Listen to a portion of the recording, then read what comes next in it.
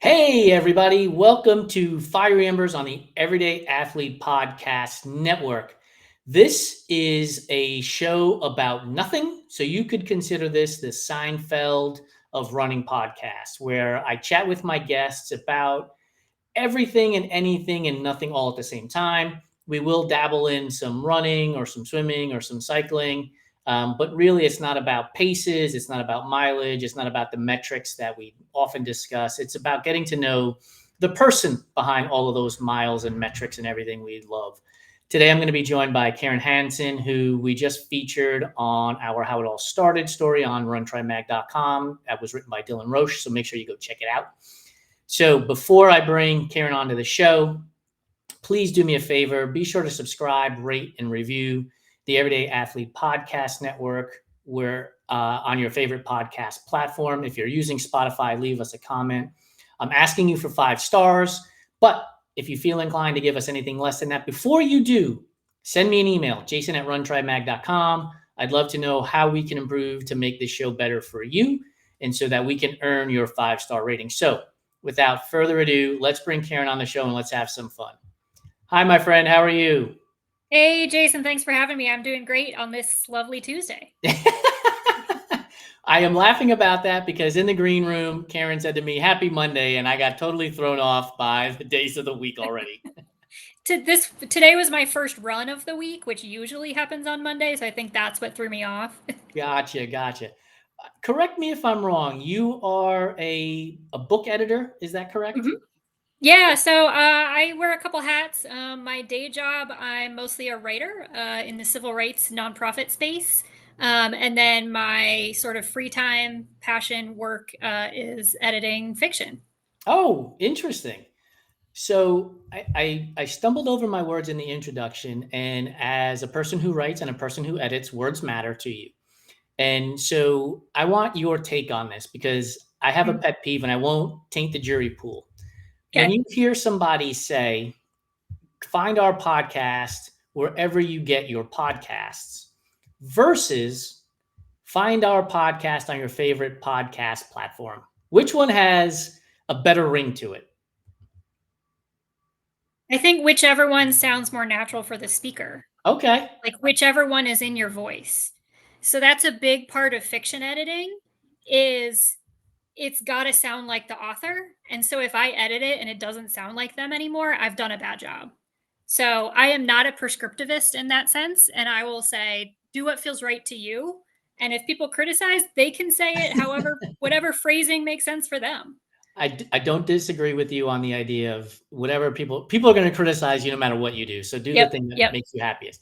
For Do you me, have a strong opinion on I that? do. I have a very strong opinion on this because when somebody says wherever you get your podcasts, it sounds like now I have to go do work to go find wherever I get my podcast, as opposed Fair. to the person who says on your favorite podcast platform, because now like favorite brings happiness and joy. And I know Yeah. exactly where I'm going to go. And I want to go hang out with you because you told me to go to my favorite podcast platform. Counterpoint, wherever you get your podcast implies that you can use more than one. That is Which true. I don't know if anyone does that. I'm trying to think now. Do I I use do. more than one podcast platform? Yeah, I probably do actually. There are different ones I get in different places. Yeah, I do, but mostly because of the business, right? Like, Yeah. I want to hear what it sounds like on Apple. I want to hear what it sounds like Yeah. on Spotify. And then when I'm on Spotify, you get the recommendations. When you're on Apple, you Yeah. get the recommendations. So, for example, on Spotify, I listen to Borderlands, which is run by Josh Rosenthal, who I just absolutely love his business mindset. I love what he does with Borderlands and the Wilder app, and kind of follow his lead a little bit. He's one of those people who is blazing paths in the world of media and endurance sports. And then I've added that to my list and I will listen to it on my favorite podcast platform. Perfect. Simultaneously, I listen to South Beach sessions. So if you're into like stories and great journalism, Dan Levitard is the host of South Beach sessions, And the way he asks questions, I try to emulate what he does, and Yeah. creates conversation with his guests. So he's talking to professional athletes, movie Yes. actors, actresses, uber famous people, right? But he makes them human. He doesn't allow them to wander off into the world of fame and fortune. He keeps them grounded, which I Yeah. think is fantastic. Interviewing is such a skill. Like I have worked in journalism before, and that was always something I like felt like was not my strength. Like it's a challenge. Yeah, it is. It's funny because, I think I have recorded over 300 podcast episodes at this point and done 400 stories on our website. And people are often asking me, can you send me a set of questions that you want to cover? And I'm like, I don't know the answer to any single question you're going to ask me. So I don't want to do that. Right. Like Yeah. I'd rather follow up your answer with a question based on your answer than to be like, that's a fantastically in-depth answer. I'm moving on to this next topic that has nothing to do with what you just said. Yeah. It's got to be a conversation and not just like bullet points. Yeah, exactly. Yeah. So again, this is a show about nothing when it comes to endurance sports, and we just covered a whole bunch of nothing when it comes to the world of endurance sports with podcasting and interviewing. But I want to ask you this question because you are a runner, and I've asked this of people in the past who are runners and tying it into just something completely insane. Do you think that you could outrun a horned frog? Those things have to be pretty little, right? Yeah, they're tiny. They're really tiny. But they're probably, and I don't know this offhand, but they're probably one of those animals that can jump like many times their own like body length in one leap. I'm just guessing. I don't know. I'm no zoologist. But I'm going to go ahead and say yes, and here's why. From my non-expert perspective, I think I can be more strategic than this little froggy. And I don't know, it's probably gonna like bounce around. Like it's a prey animal, probably.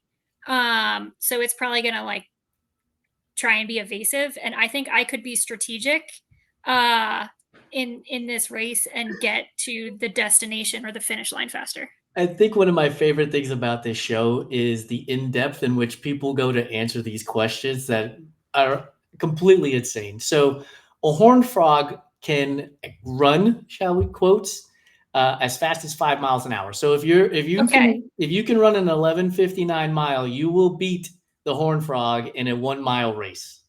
I've got it. Maybe not today. I am not cleared by my PT to run a full mile at once yet. But yeah, I Soon think in enough. general I could do it. Soon enough, you'll be there, and we'll Yes, be at the finish line with a medal for you, and not allow the horned frog to capture the finish line tape beforehand. I'll take it. So let me ask you, speaking of finish lines and tapes, if you could pick a place, money is no object. We fly you there, we put you up in accommodations, we take care of your meals, we take care of everything for you. Where is a place you would love to cross the finish line, and why? And it doesn't have to Oh, be a specific race today. You can make up yeah. your own race. That's a wild question. This is a hard one because I'm such a homebody when it comes to races. Like I love DC races Okay. where the logistics are easy and I don't have to travel.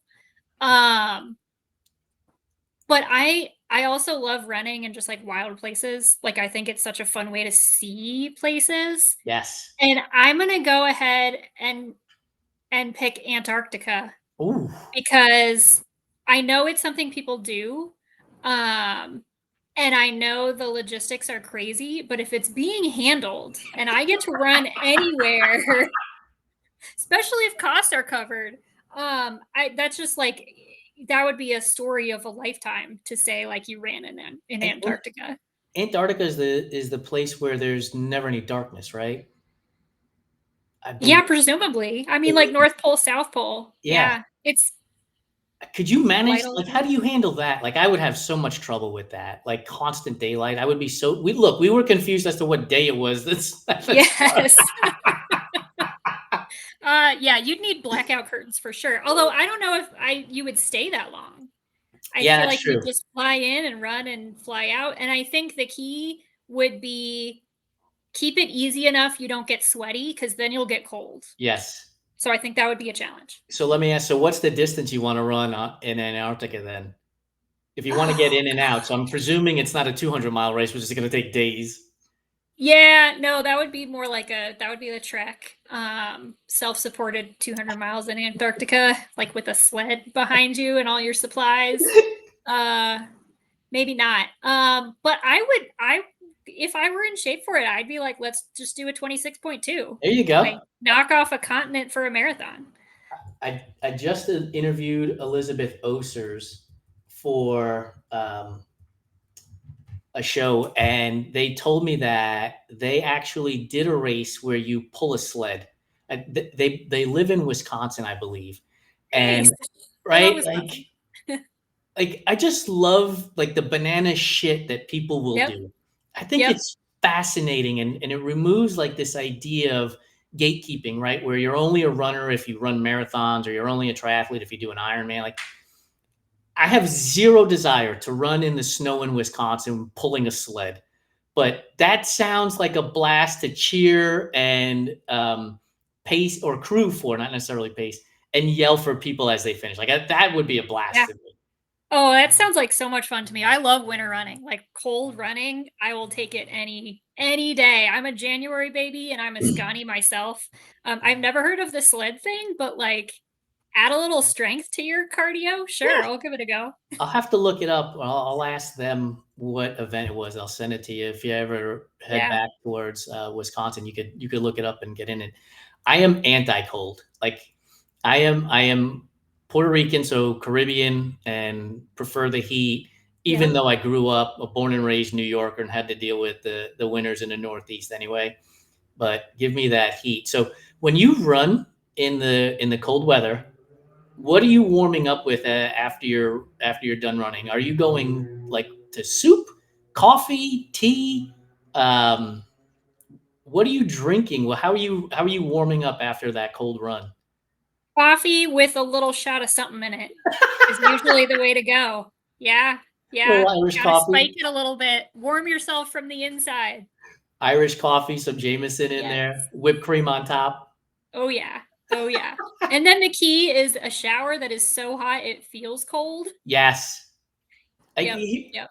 let me ask you a question. Are you the kind of person that immediately jumps in the shower after their run, or do you need to like cool down, cool off before you get in the shower? You know, I used to be like in the door in the shower kind of person. And as I've gotten older, I've gotten a lot more relaxed about that. Now in the summertime when it's hot, like I gotta let the sweat dry a little Yes. bit. Yes. Otherwise it's just like slimy and it's like, Yes. whoa. So yeah, Preach. I definitely like sit down. I have like an old beach towel that I put down on my chair so I don't get it all Yes. sweaty, and have that second cup of coffee or that protein shake or whatever. And like, yeah, give me 20 minutes and then I'm ready for that shower. I find if I jump in the shower immediately after running, I'm just perpetually sweating all throughout the rest of the day. Like I didn't allow Yep. my body to cool off. And it doesn't matter. It can be a cold shower, and I still feel like I'm just constantly sweating the Yes. rest of the day.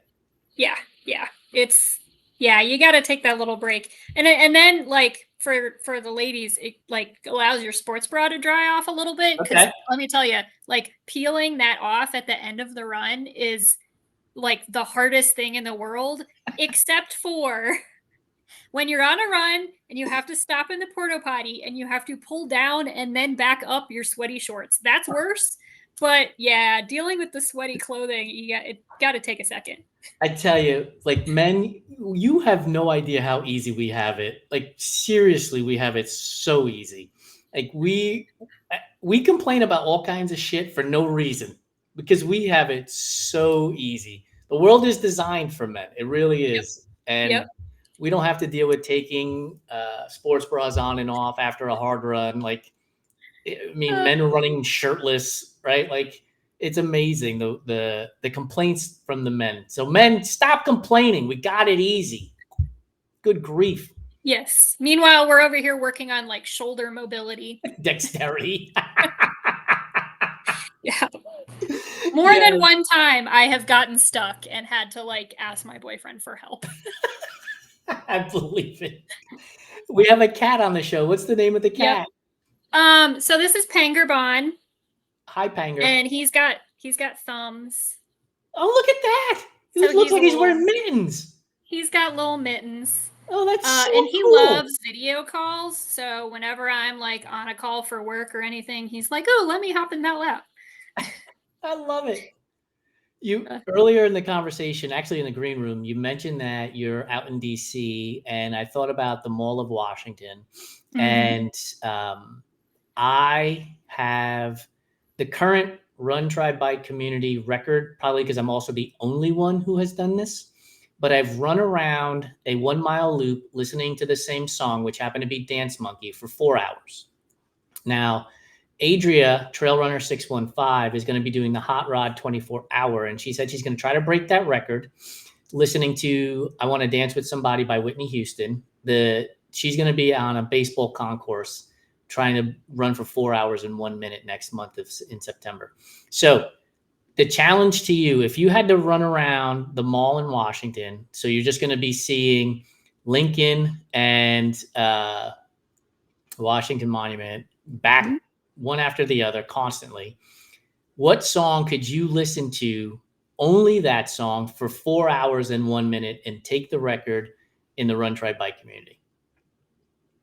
Oh my gosh. I recently did like one of my like posts online that got like the most views, and I was listening like course types from best to worst, and my worst was like a small loop over and over again. So Here we that's like go. this is my nightmare course. I will say like that loop that's a good mile loop there from Lincoln to Washington. Yeah. And it's a nice path. What would I listen to? You got to crush it for four I hours and 1 minute.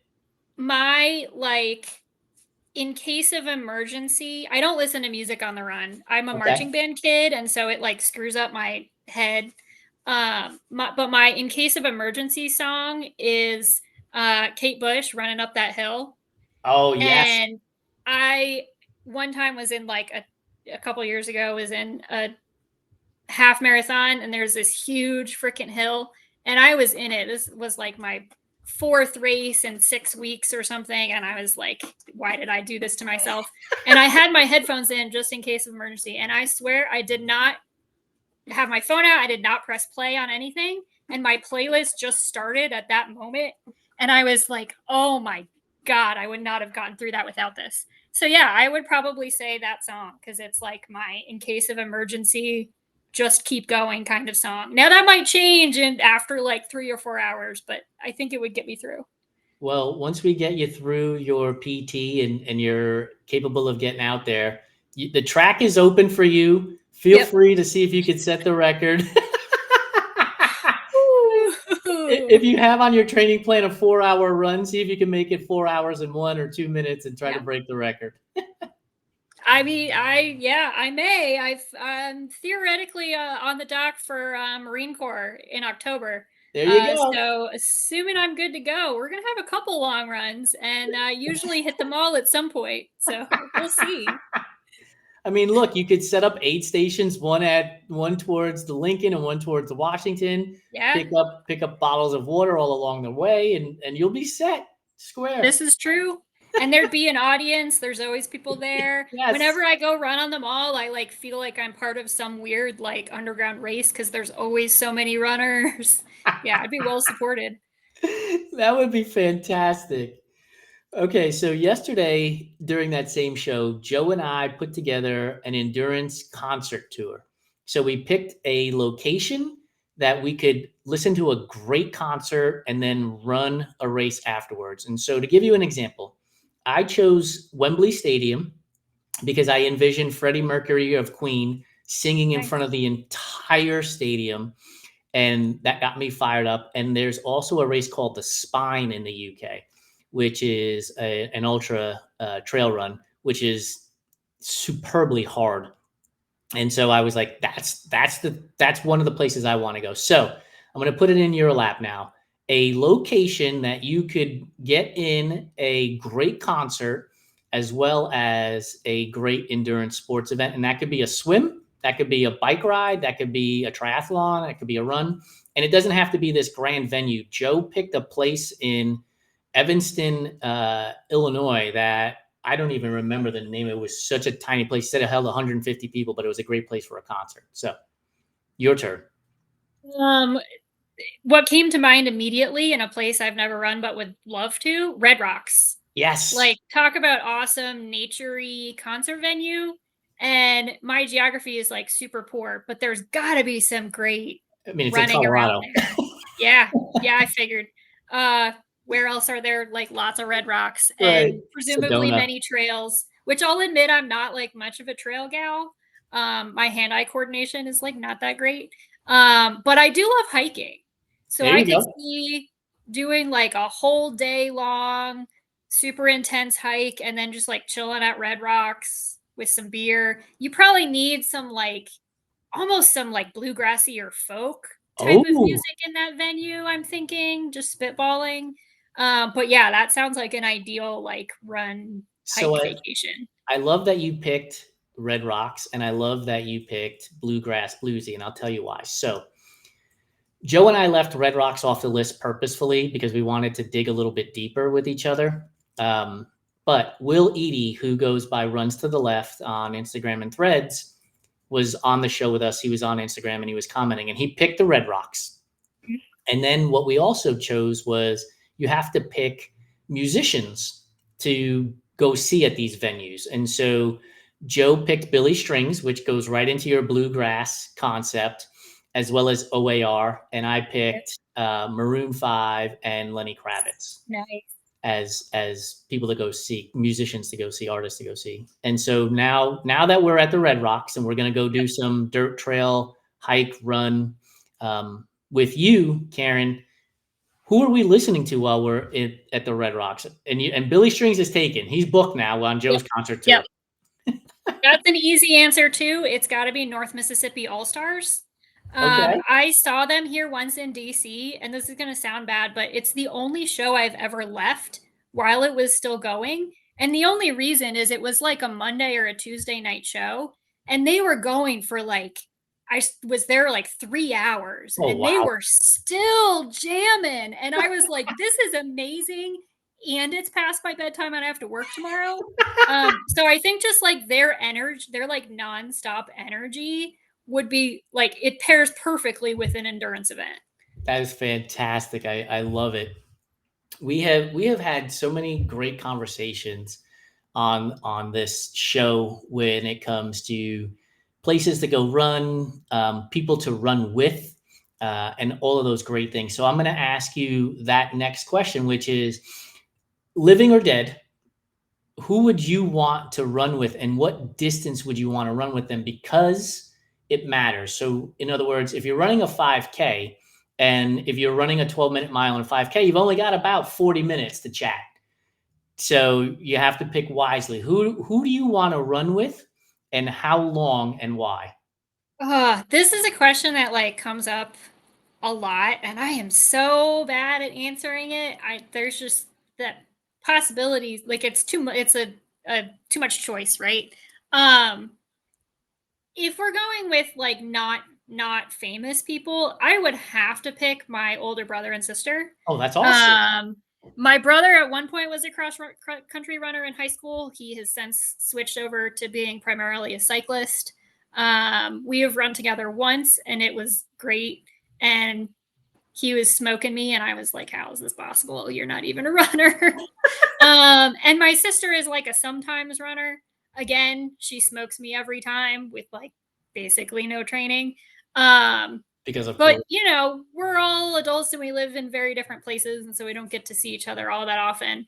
And I would love, assuming they were both up for it, to do like a nice leisurely 10-mile together, all of us. Like, I think that would just be like so much fun. And we've never had that kind of experience as adults together. That's cool. Cause you know, most people are answering that with famous people, right? They're going to pick famous people alive or dead and talk about that. But that's pretty damn awesome that you picked family. And it says a lot about who you are as a person.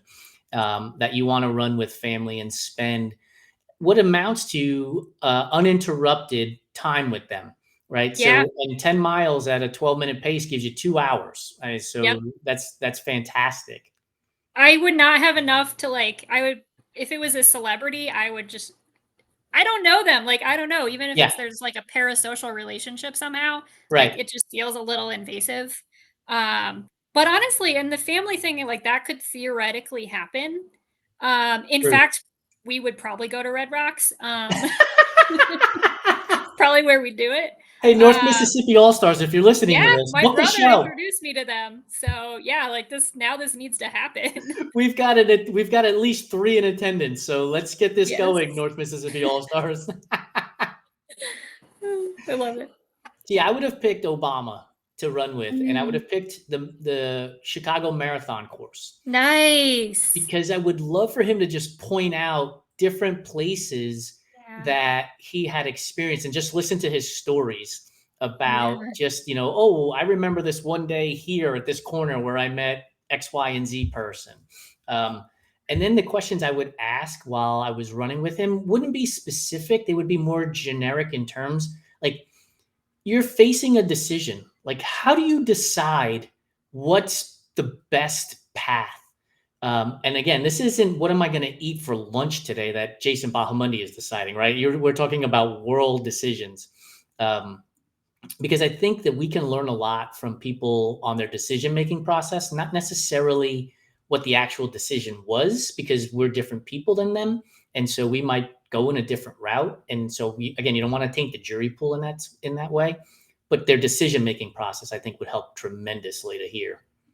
Yeah. Talk about like a great like way to see a city too. Like Yeah, with somebody who's like so intimately like aware and in on everything. Like I would totally sign up for a Chicago tour, maybe not 26.2 just for like a casual visit, but you know, with somebody that like really knows it really well and is like a figure there. And on decision making skills, I am totally with you. Like whenever I'm like doing a job interview for somewhere, that's one of my questions is like how do you decide how you're deciding oh, things? that's a great And question if in an people interview. don't know that, or like they have to come up with a decision making process for every new decision they're making, Yeah, like that says something to you about like their strategic skills and their leadership skills for sure. absolutely. So we only have a couple of minutes left of our show, and I don't like to use the term foodie because I always believe when you're a foodie, you also know like all of the measurements and ingredients and all that stuff. I just love to eat. So that's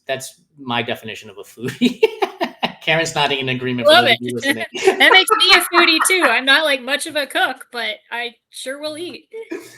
So we also have the show Food Fight Friday where we ask people to eat, toss, or carry a particular item. And you're in Washington, D.C. You have a shirt based on a cherry blossom 10K.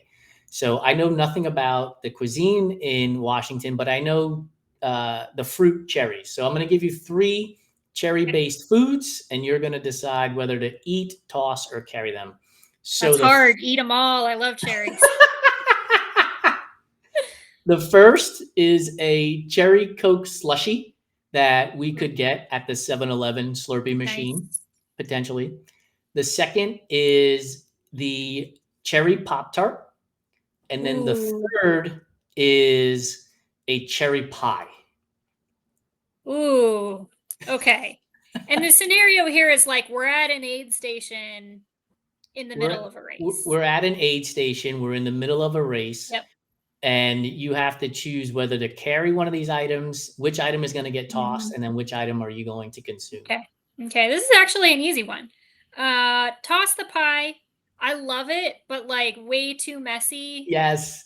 There's just like juice going on, and I hate being sticky on the run. Like drive it to the finish line and save it for me there, maybe. Um, Eat the Pop Tart, like fast fuel, get There it you in go. me right now. I need some sugar. And then take that slushy because, like, I'm gonna hold it and it's gonna keep my hand cool, presuming it's like hot enough out that a slushy sounds good. It'll melt a little bit, and I'll just have like that cold, liquid sugary cherry Coke goodness like with me for the next few miles. So when we play the game, Adam and I are always talking about how we might need to use something as a weapon or as a distraction as the Ooh, carry piece, right? And so my throw that first thought, pie. yeah, you could throw the pie, absolutely. So carry with you, throw it and then I thought, well, what if it's a trail run? You could leave it out for the bear, and then this way Mhm. you don't have any issues there. But that being said, I'm with you. Like if I'm carrying a cherry pie, inevitably I'm going to drop it by accident or I'm going to spill it on myself. And Yep, yep, I am anti-sticky too. Like there are napkins all over our apartment. There are napkins in our car everywhere. Like anytime anything touches my hands, I'm like yep, immediately wiping them down. So I'm yep, leaving the cherry pie as well. I'm absolutely inhaling the Pop Tart and I'm looking yep, around to see if I could take all the rest of the boxes too, so that I can keep eating them. And then I'm taking the Slurpee slushy with me because you're going to have to hydrate and get some sugar mhm. in you. So it's the kiddo version of a Gatorade electrolyte drink for us on the course. Yeah, perfect, perfect. Karen, thank you so much for joining me. I really appreciate your time, and thank you for sharing your story with Yeah, Dylan so that we could put it on our website and share it with our audience. It was a great story, and I really appreciate you. it's fun to talk about running. I could do it all day. I wish I could do it more than I get to. Have a great one. Thank you so much. Thanks, Jason. Have a good one. For those of you that have stuck around for this episode of Fiery Embers featuring Karen Hansen, thank you so much. Time is the greatest gift that I believe we can give to each other, and you have given me your time, and that is a great gift. Make sure you check out all of our other Fiery Embers shows on the Everyday Athlete Podcast Network on your favorite podcast platform, and be sure to subscribe, rate, and review our network there as well. We really appreciate it. It does help with our algorithm rankings and getting more great guests on. So appreciate your time. Have a good one, and I'll see you next time on our Fiery Embers.